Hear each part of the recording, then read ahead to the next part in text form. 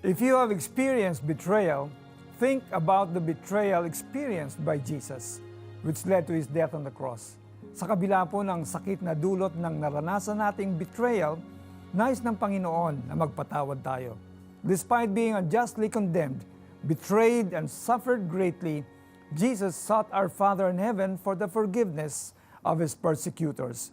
Kaya kung nakaranas po kayo ng betrayal, magpatawad po kayo. Mahirap gawin. Subalit, kung isusurrender ninyo yan sa Panginoon, magkakaroon kayo ng kalakasan at kapayapaan. Isurrender nyo ang inyong buhay sa Panginoon. Tayo po'y manalangin.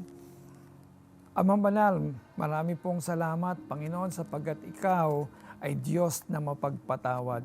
Panginoon, sinusuko ko sa iyo ang aking buhay.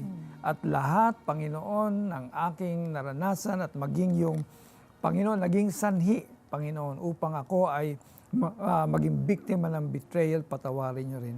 At ako, Panginoon, kumakapit na lamang sa iyo, sapagkat alam ko na sa pamamagitan ninyo, Panginoon, kayo po ang aking magiging gabay upang tuluyang mahilom ang aking sugat. At Lord, inaanyayahan kita na pumasok sa aking puso. Panginoon, binubuksan ko ang pintuan ng aking buhay. At mula ngayon, Panginoon, Ikaw po ang maghari sa akin. Hindi na po ako ang masusunod, kundi kayo po.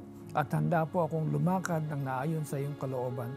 Thank you for the salvation that you are giving me and the assurance, Panginoon, na kung Ikaw ay aking tatanggapin sa aking puso, you will in no wise cast me out and you will be with me. Salamat po. You are now my Lord and Savior, Jesus Christ. Amen.